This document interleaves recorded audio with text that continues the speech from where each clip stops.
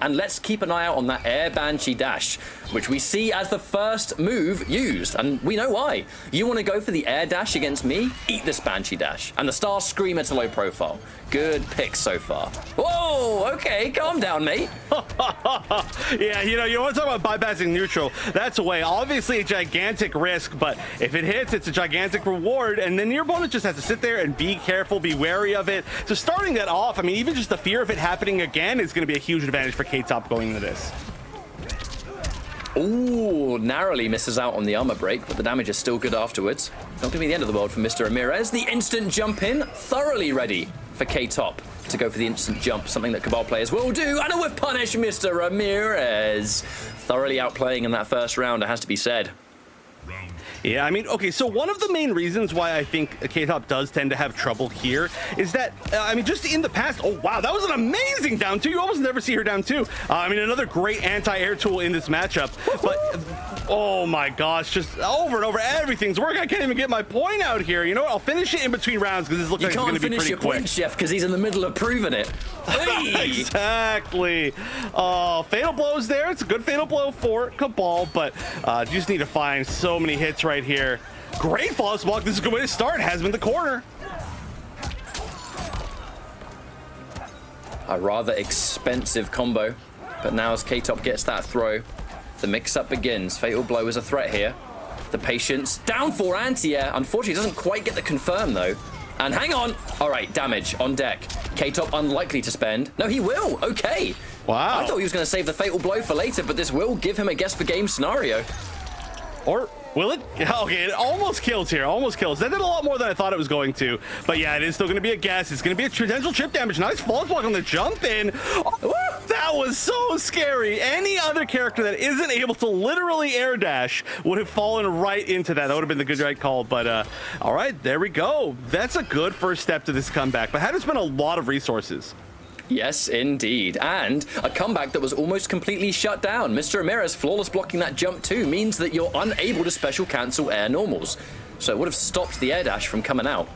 Speaking of which, Mr.Ramires did not have meter. I guarantee you he was buffering that meter burn just in case, but... Oh my god, we're just doing it again! Give it to me! No fear. No fear at all. Oh, great conversion from the jump kick and the armor breaker. Gonna cash out on it, yeah. At this point, there's not even enough life left to get the bigger crushing blow from that. So you just take what you can get, and this damage is gonna be so significant. No defensive bar. This might actually be it. Nope, not gonna quite be it, but finds the opening again, and it felt like Mr.Ramires was in control, but it just took that one comeback, and it looks like the momentum shifted completely. Thing to show them. Like, don't show them that it bothers you, because they'll just do it more. Yep. Shout outs to Law Corridor, the player that I can think of for that immediately. But okay, great whip punish on the down four, I think that was. And now we're just starting off exactly where we left off in the last game, where it's just going to be pressure, and great conversions. Even with the forward 2-2 catching airborne, you do get some really nice combos. I love the fact that you can end in that really nice knockdown from the air projectile. Not one you'd expect, but all right, there we go. Just going to need chip here, and woo, tries to bait a wake up. Puts himself in the corner, but still such a dominant round from K-Top. Puts himself in the corner, but all it takes is one. Got the spins, and he's back in business. The pushback on that down two. Trying to preemptively go in for that scream as well. Mr.Ramires looking for the big damage, the chance to get any kind of one up, really, because minimal damage so far. Beautiful throw tech. You just have to worry about a Cabal that's jumping around as much as this, because anything is being buffered into that air dash, and the air dash becomes another one.